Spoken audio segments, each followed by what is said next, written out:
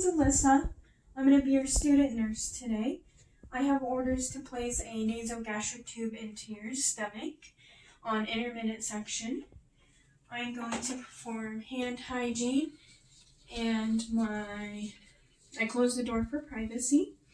The room is safe, the bed is locked and lowered, call light is within reach, and before I set all of this down, I cavity wiped it and cleaned it.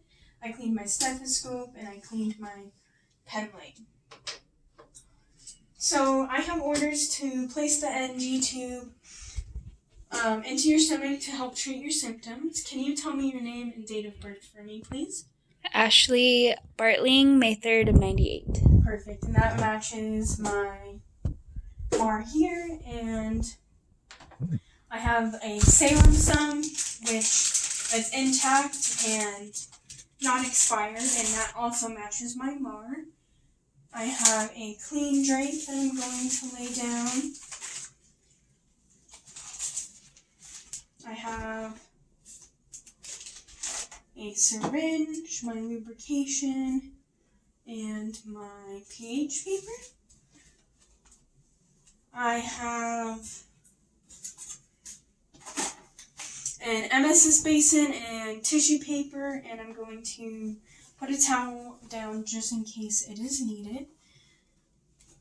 Before I start, I'm going to inspect the abdomen. I'm going to auscultate with my stethoscope and palpate the abdomen to feel for any distension, swelling, tenderness, anything that I would be concerned about before this procedure.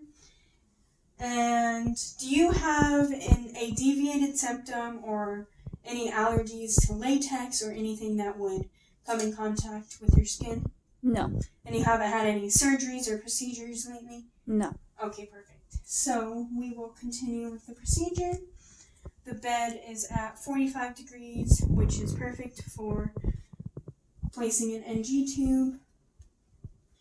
I would also attach a pulse oximeter to the finger to monitor at all times so that I will know if any airways are obstructed. And I'm also going to look into the nasal cavity and oral cavity to look for anything that would interfere with this procedure. And I do not see anything. So I'm going to don my gloves. And I'm going to open my Salem slump and wrap it around my fingers to loosen it up a little bit, as well as get it into the shape of the nasopharynx. I'm going to measure it by measuring the nasal cavity to the trachea, and then from the trachea all the way down to the xiphoid process. And then I would also add an additional 5 to 10 centimeters to that. I'm going to grab some tape so I can mark my measurement.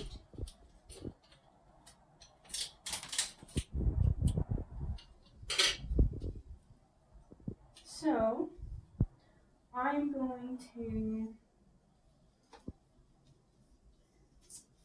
lubricate the tip of the tube, and I'm going to have my patient tilt their head back, and I'm just going to put the tip of the tube into your nose so you can kind of get a feeling of how it feels, and if you're not coughing or gagging, I'm going to advance it forward. So I'm going to have you take your water, and when I tell you to, I'm going to have you take a sip. So I'm just going to place it into your nose real quick. Alright, and now sip your water and try to swallow the tube. I'm going to advance it all the way to my marking. And I'm going to gently let this down.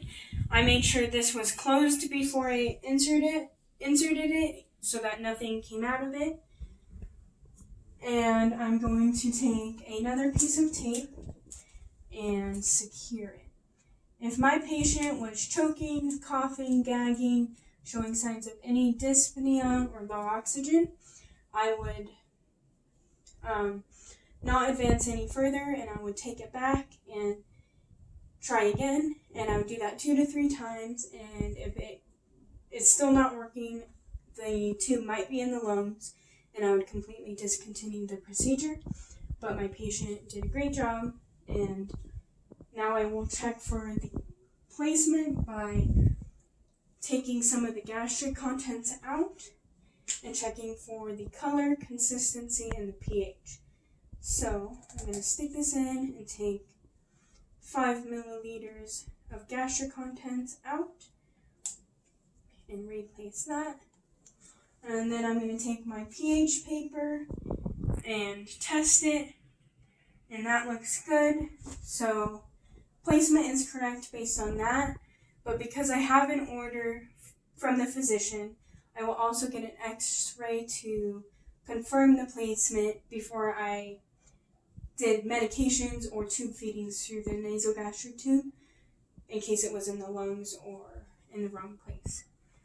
So now I would unhook this and get my attachment to attach it to the suction on the wall. And in this case, our orders are to attach it to intermittent suctioning. And so that is on. And I would also use a pin to attach it to their gown so that it's not tugging or pulling on their nose. And I would also make sure my patient has full range of movement on their head. I would gather oral hygiene supplies so that their mouth does not get dry, and so I would grab some swabs, some lubrication for their mouth, some spray to help with that. And I would also educate my patient on NPO status, which means nothing by mouth, the importance of keeping their head out at above at least 30 degrees, and educate them about their increased risk of aspiration with an NG tube. So I placed the NG tube, the bed is lowered, locked, the call light isn't within reach, and I'm going to document, and I've performed hand hygiene and skill complete.